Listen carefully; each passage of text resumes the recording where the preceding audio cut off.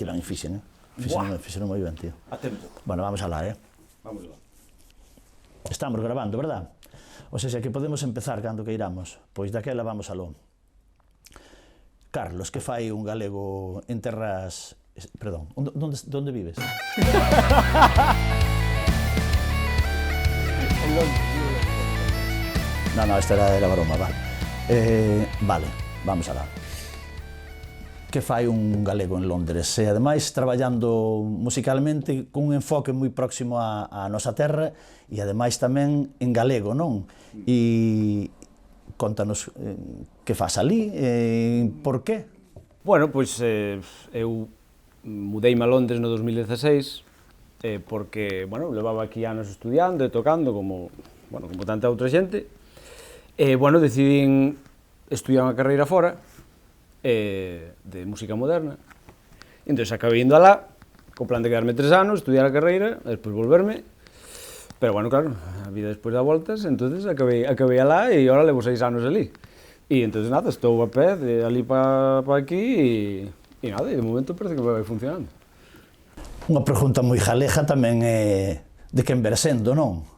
Porque tamén temos que coñecer o Carlos neno de onde ves, non? Para que estés, supoño que iso que influiu no que faz e no que estás agora mesmo, non? Musicalmente, digo. Home, sí, sin duda. A ver, eu nací en Santiago, pero, bueno, meus pais tuveron unha época na que se mudaron bastante, entón, cada 2 anos mudámonos a outra aldea e tal, pero ao final é como que nos asentamos en Rianxo. Non, entón, meus pais ali fixeron a casa e todo, entón eu sempre digo que son de Rianxo e que porque é onde medrei, porque é onde teño a miña familia non consanguínea, non? E obviamente, claro que me influiume moito, sobre todo o de vivir no rural, porque eu, os primeiros anos da miña vida foron en ciudad. Eu incluso, aínda que esa fora a única perspectiva da vida que eu tiña, sempre me atraía o rural, desde moi pequeno. E, bueno, por sorte, non foi decisión miña, obviamente, foi decisión dos meus pais, pero acabamos vivindo no rural bastante. Entón, claro, eso, despois, despois eu tamén acabei vivindo en Lisboa 3 anos por o traballo deles, pero todo eso, claro, que influiu moitísimo. De feito, home, eu creo que o rural, polo menos neste proxecto de Sons of Exodus e todo eso, está aí máis implícito, se nota, porque, bueno, claro, son historias galegas e todo eso. Pero eu, en realidad, empecé a ser músico en Portugal, porque ali cando iba... Bueno, ali, a ver, isto é unha comparativa así que se fala moito, non? Pero eu cando estaba estudiando en Rianxo, estaba no instituto, non?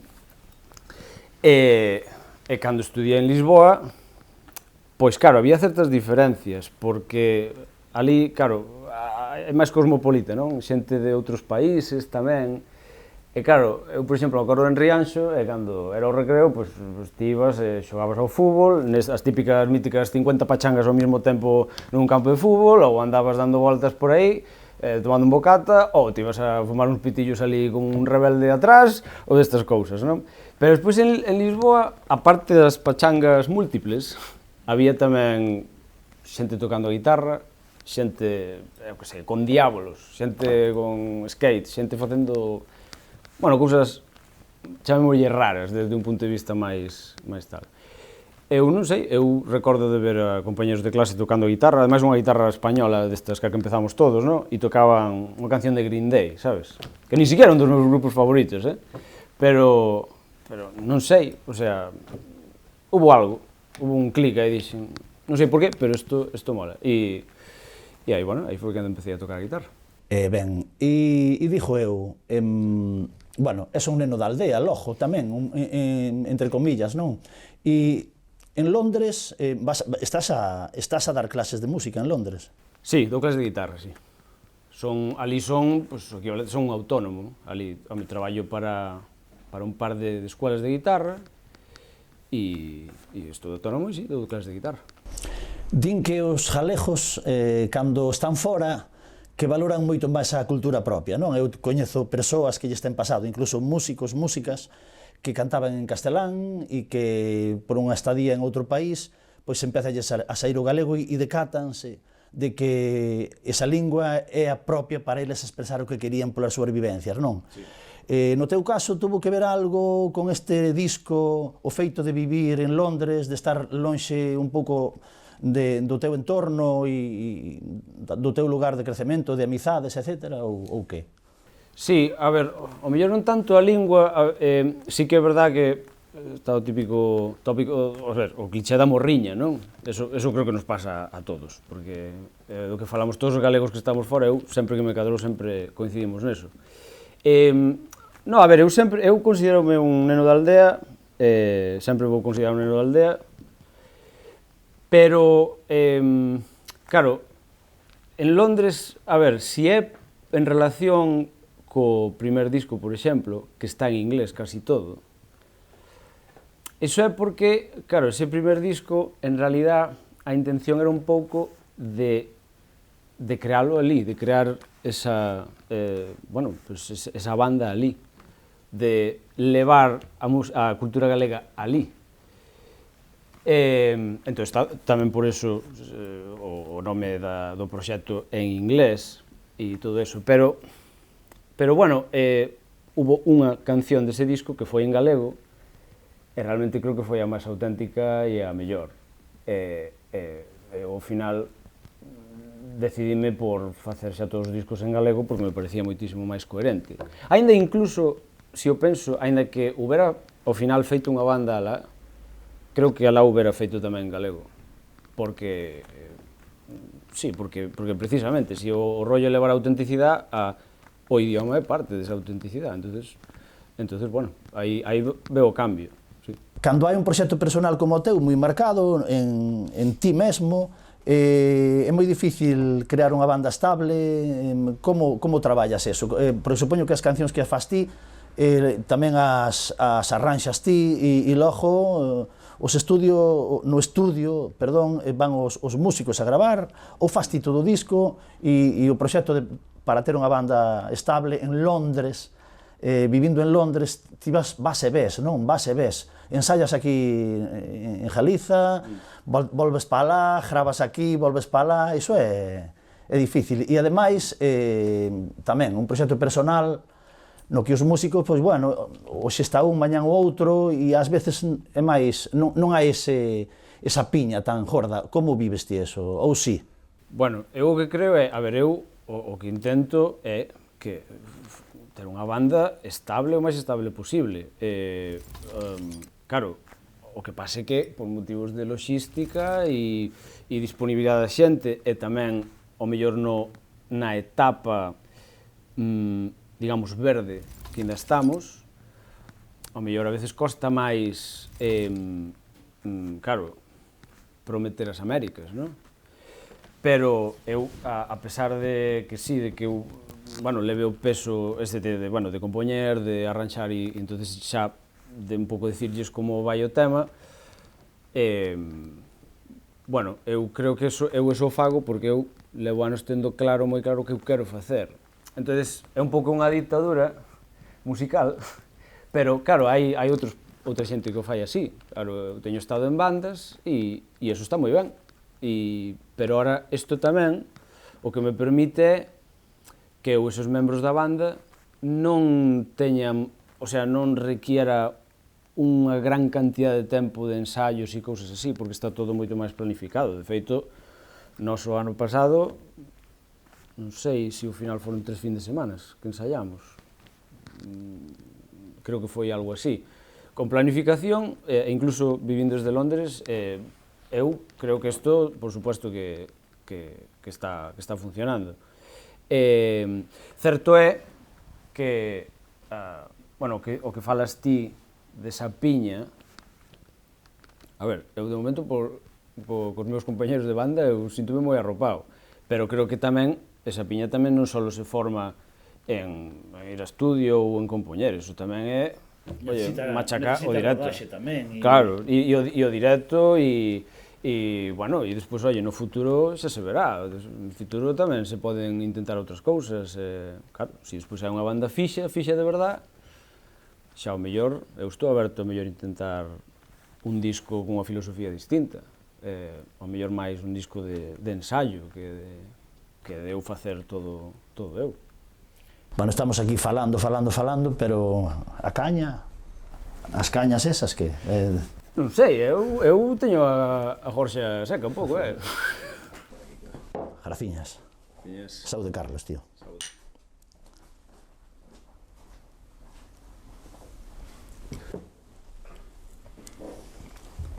Bueno, e Carlos, tamén a experiencia galega, aínda recente, pasaches de un chiringuito a un bar, a unha sala pequena pero mítica galega, a un festival máis grande en Rianxo, e un pouco tamén esa reflexión, non? Hai que pasar todos os chanzos e tamén ser conscientes de que hoxe non é só a calidade a que prima ou a originalidade, non? Que a cultura e na música, no cine e nas artes pois tamén se move con os criterios capitalistas e que non sempre os vos proxectos teñen apoio.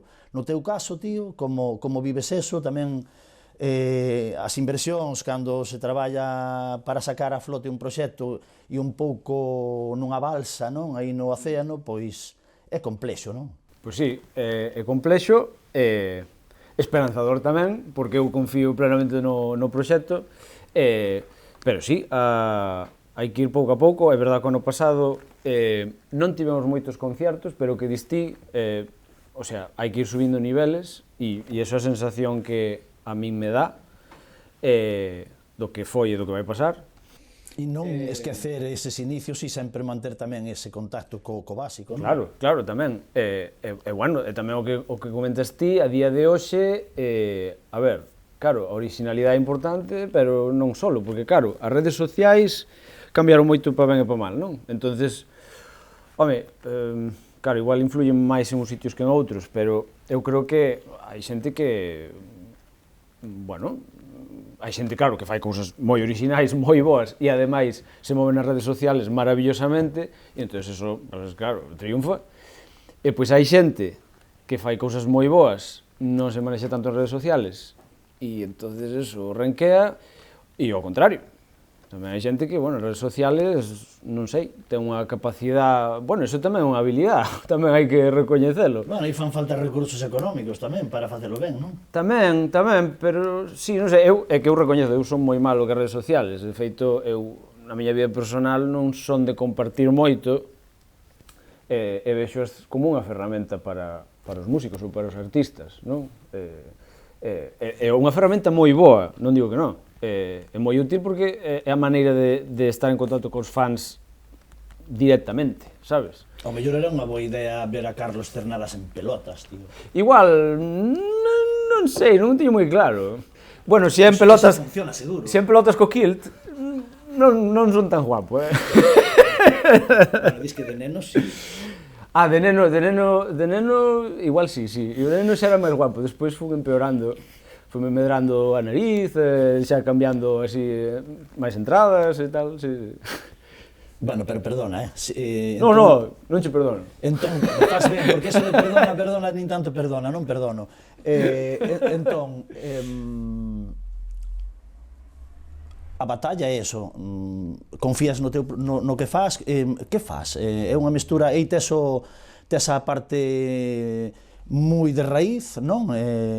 Galaica total, pero logo hai aí guitarras pesadas e rock duro, incluso non sei se heavy, metaleiro, hai unha mestura, pero tamén hai elementos melódicos e de cantautor.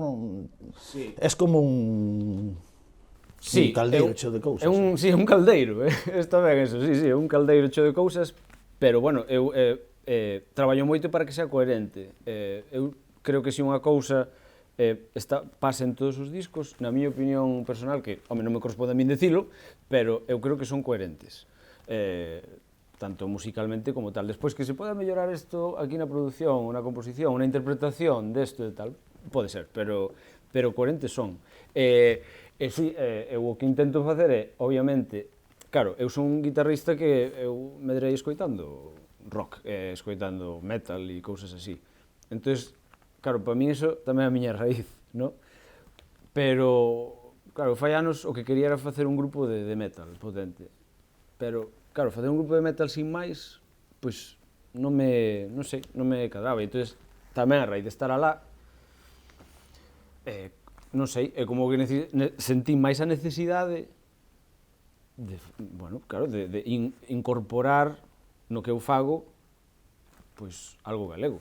E en Galicia, claro, hai moita música, a música galega é parte da música celta e eu intento facer esa fusión. Xa feita por outros, o sea, eu non digo que este inventando nada, pero eu creo que o que facemos neste proxecto é distinto. Podes chamarlle folk rock, podes chamarlle Celtic metal, podes chamarlle o que sea, dependendo da canción, porque é o que distía, hai mellor cancións que son máis acústicas, máis folk cantautor ou algo así, pero eu creo que é un traballo orixinal e creativo, eso que eu defendo sobre isto, e bueno, a diversidade dos temas a veces, o que comentes de que uns son mellor son moi pesados ou moi, a veces, algo metaleros e outros son máis suaves, claro, está en relación con esa cinemática que eu buscaba desde o principio. Claro, hai un relato, non é simplemente un disco, ti fas 20 cancións e escolles as 10 mellores. Non, o sea, hai un relato e ese relato e esas cancións se fan simultaneamente. Entonces, unha cousa bebe da outra tamén. E incluso está o orden, porque ti sabes que cando grabas un disco, ti grábalo e ti, unha vez que está listo, aínda podes decidir que orden ten sentido, pero eu teño que pensar no orden que vai funcionar desde o primer momento, non me vale. Entonces, eu creo que iso é un punto extra. Hoxe en día é moito máis fácil colocar un produto sinxelo, sin complicacións, agradable, que nos faga disfrutar dende os primeiros minutos, pero ti tampouco te deixaste levar por ese criterio de vou a facer algo fácil, diserible. Crees que é complexo o teu, que a xente ten que parar a escoitar e a comprender ese concepto todo do traballo, non? Porque que nos traes con este disco? Que nos contas, ou musicalmente e tamén esa historia, non? Esa historia que trae. Eso que dis creo que ten relación co outra cousa que me preguntabas antes, de claro, si isto para que público é, non? Ou, a ver, eu non, o sea, non penso, eu fago unha música partindo de unha base artística, que é ese relato, ese dogma, no? De, oye, ten que ter estes elementos de rock, ten que ter estes elementos de folk, teño que facer, dentro das miñas posibilidades, unha pequena investigación da música tradicional, incluso do rock, no? Pero sí que é verdad que, hombre, eu, por exemplo, a ver, eu quero chegar ao máximo número de persoas posible, certo é que o meu objetivo, e dado a naturaleza desto, é o mellor público galego, que lle gusta o rock e o folk, pero sí que eu, por exemplo, cando compoño un tema, normalmente empezo polo estribillo, porque o estribillo, claro, é a parte máis memorable, entonces eu empezo escribindo aí, e o mellor empezo, claro, usando unha palabra que poda ser, o sea, ambigua e que poda funcionar en distintos contextos. E despois eso argallo a maneira de que ese estribillo, despois, claro, teño que explicar ese estribillo nas estrofas e ademais, claro, encaixalo co fondo do relato, non? Entonces, por un lado, sí que, hombre, claro, busco un público, busco que o estribillo sí que sea, claro, que teña gancho, non? Non é levar a experimentación a toda costa tampouco, non é free jazz, non? Que, bueno, sería moi extremo, non? Pero sí que fago o que creo conveniente, o que me parece coherente e bueno, tamén hai o seu porcentaje de experimentación nas cancións.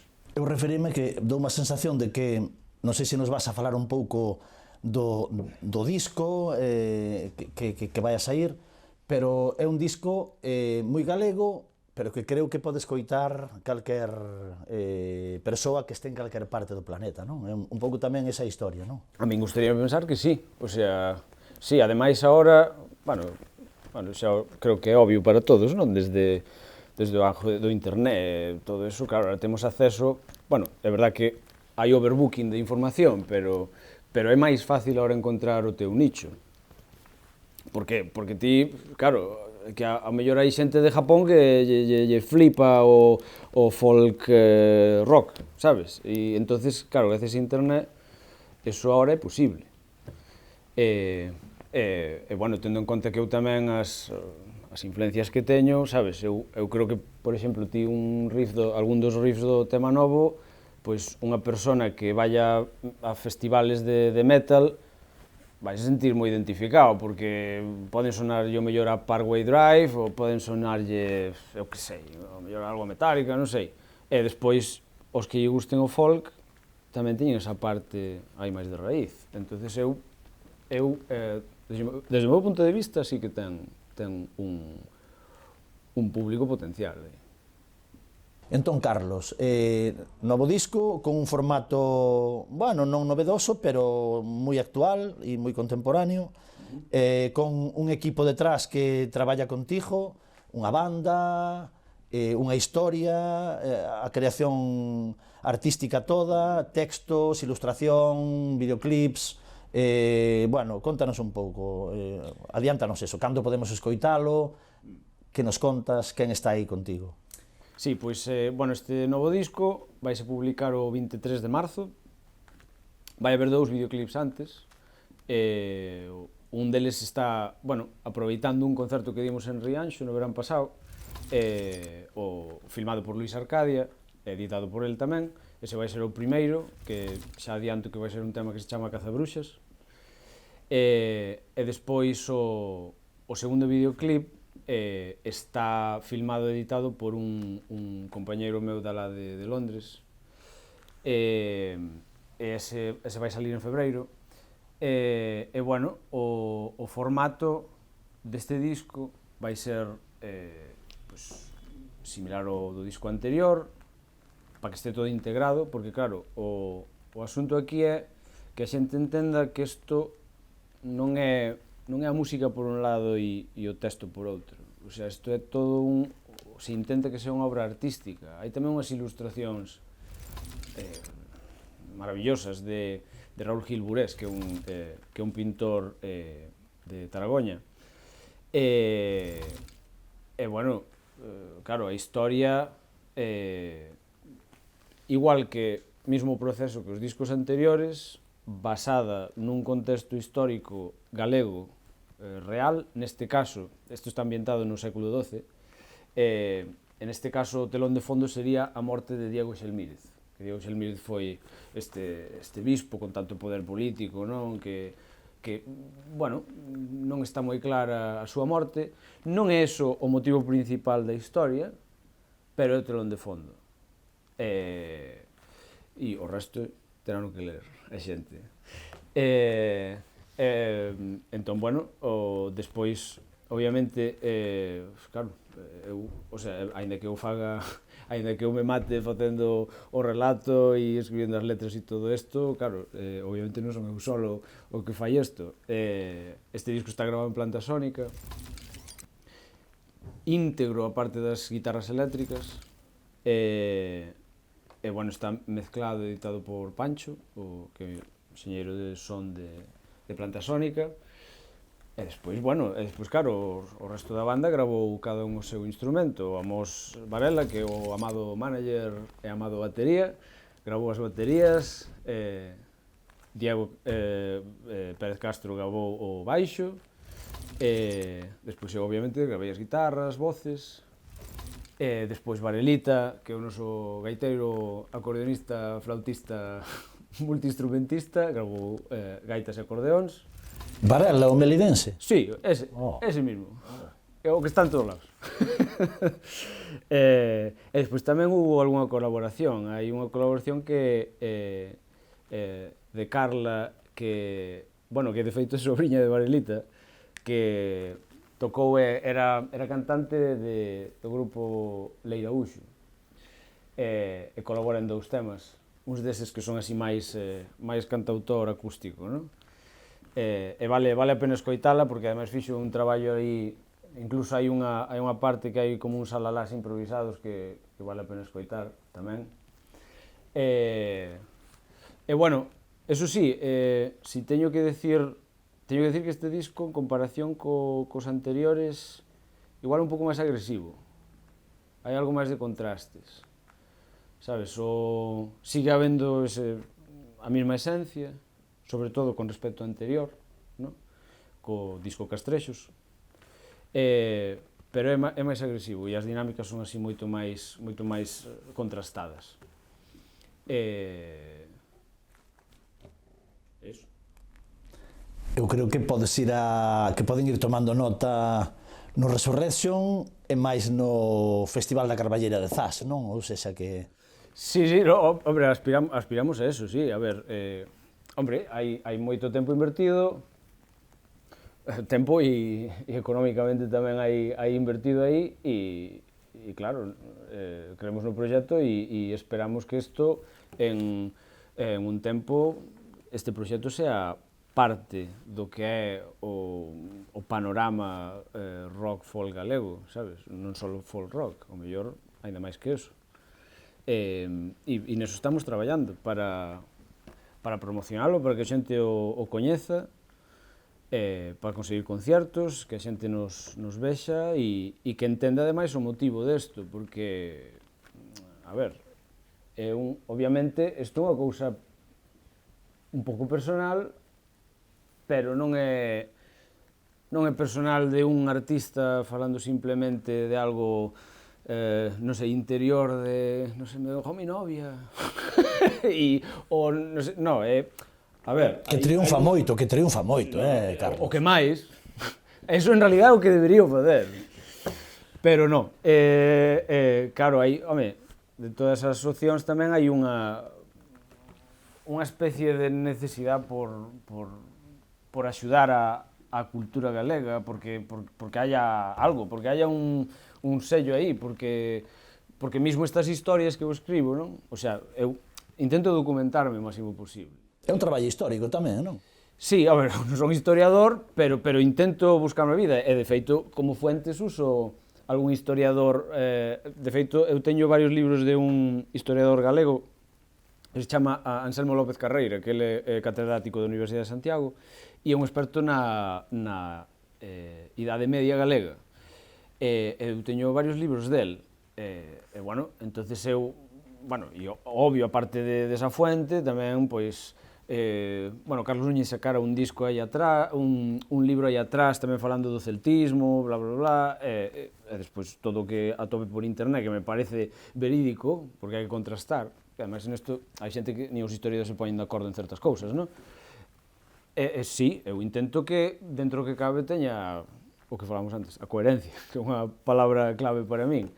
Histórico-filosófico. Sí, pero, bueno, é ficticio, porque eu, obviamente, poño ese contexto e quero que, o sea, o que o lees empape dese relato, de tal, pero, bueno, claro, eu despois creo unha ficción aí, que a min, que eso igual é a parte máis personal, non?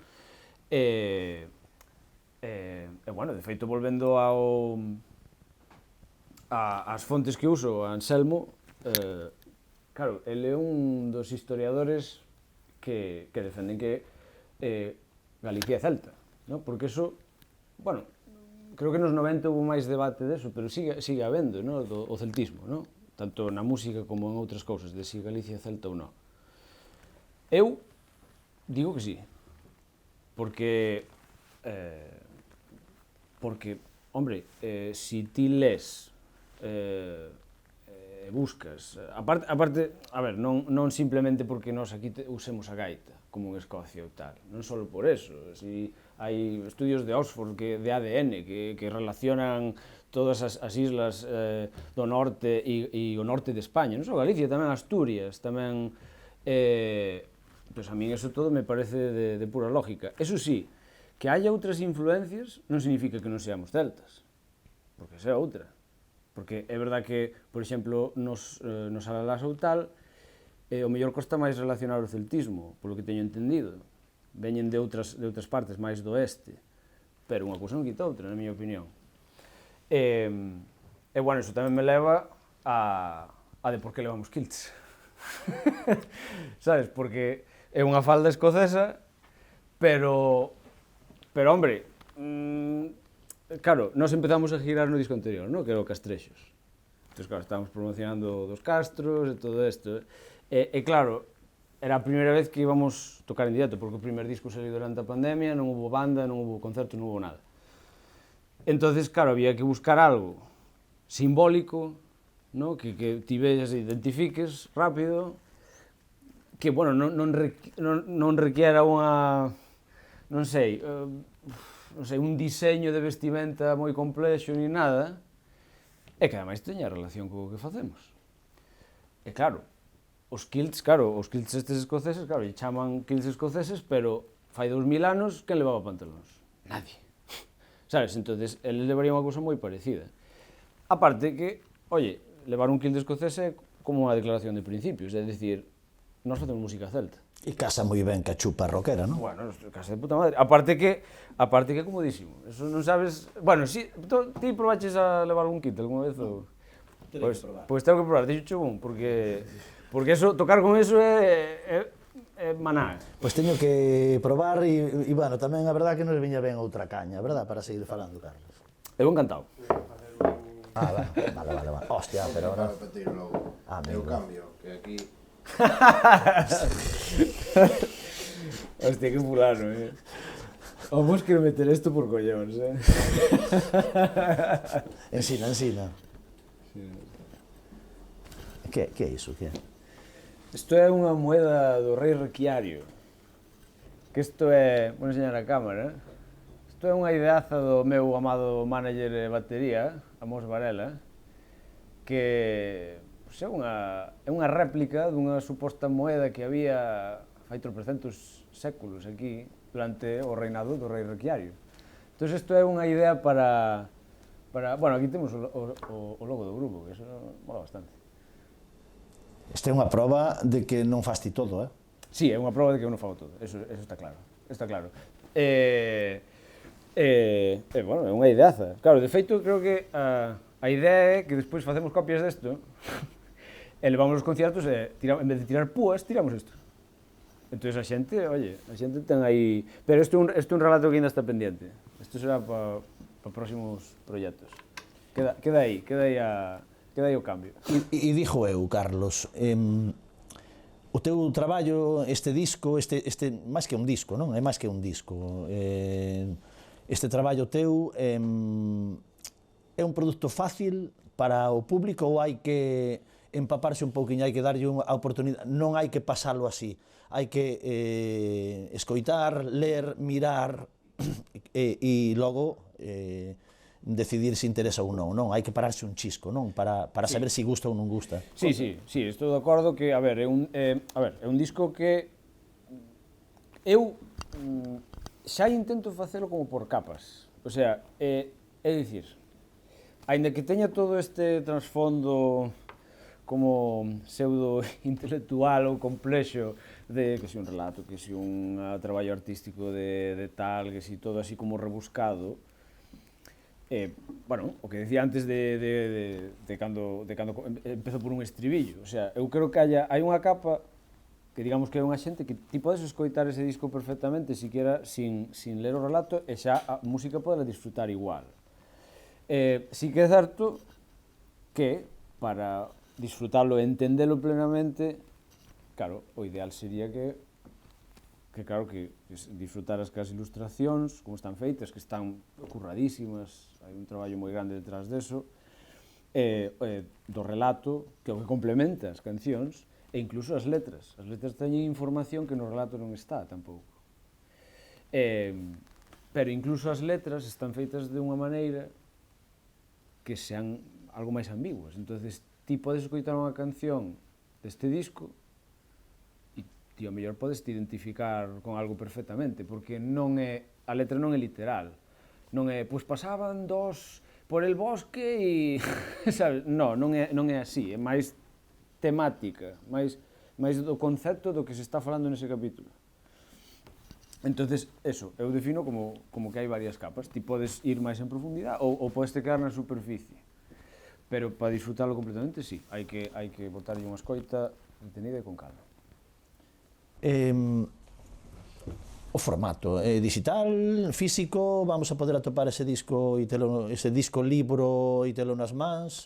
Sí, as dúas cousas, obviamente vai estar, desde o 23 de marzo, vai estar disponible en todas as plataformas digitais, Spotify, Apple Music, todo eso. Hai que tamén recomendar as pequenas para que vivan tamén as pequenas porque as plataformas digitais se dicimos, Spotify, pero se cadra hai outra sete que podemos escoitar e que precisan... Bueno, van a estar en todas, porque bueno, eu uso esta productora digital que unha vez que ti tes a opción de si sale algunha plataforma digital nova, metenche o disco aí. Entonces, claro, eu non coñezo todas, pero a mí me garantizan que vai estar en todas. Entonces, das pequenas ás grandes. E despois, o disco, para conseguir un disco vai haber que ir un concierto, eso sí, porque van a estar en venta nos conciertos. Vas poder ir ao Corte Inglés a comprarlo. Tes que ir ao concierto, que ademais o concierto tamén é parte do espectáculo, tamén é parte do asunto. Entón, así xa tes a experiencia completa. E tamén ves o concierto, se nunca nos escoitaches, se non che gusta non compras o disco, si, pois aí o tes. E o formato vai ser en Jewel Box, como anterior. O sea, que non vamos a poder conseguir ese traballo físicamente, temos que ir a verte. Sí. Es un cabrón, tío. Sí, claro. Non me jodas, claro, estamos falando de que consumo fácil non é. Entonces aquí o fan ou a persona interesada nesa música ten que currar un pouquiño. O sea, que se quero descubrirte realmente con calma e non recorrer ao digital, teño que ir a verte, tío. Bueno, eso é medio verdad, medio mentira tamén, porque ti, o sea, claro, ti o que é o disco, o que é o físico, o que ti vas poder tocar, solo vas poder conseguir no directo. Pero na página web, que temos que www.sonsofexus.com, moi fácil de recordar. Eu non sei se pola cerveza, pero dixeches moi rápido o nome do grupo, o nome da proposta artística. www.sonsofexus.com. Ahora sí, solo levamos dúas, o sea que vai ben. Pois non sei, Carlos, algo que queres contarnos ti a maiores e xa seguimos que a cerveza fora de cámara que é o noso. Non sei se tes algo que che quedou aí no teu dentro, algunha anécdota, algunha lembranza, algunha cousa que sexa significativa e que teña vínculo con este novo disco. A idea, o concepto, partiches de algo, bueno, curioso para crear todo isto, ou non sei. Non sei se dixeches o título. É verdad, si, non mencionei o título. Eso é certo. Pois o título deste disco é Cazabruxas. Porque, bueno, está relacionado co protagonista. Neste está escrito en primeira persona e, bueno, o protagonista deste relato é un suposto man direita do que era Xelmídez, naquele entonces, pero, bueno, o relato é como que establece unha realidade na que, bueno, Xelmídez tiña así como unha especie de sicarios, ¿no? Entón, claro, chamalle Cazabruxas, porque, bueno, aí no relato el envíao a buscar unha bruxa e tal, pero dai non salta pouco. Ledeo. Saúde. Saúde. Moita sorte, tío. Un placer, moita sorte. Un placer.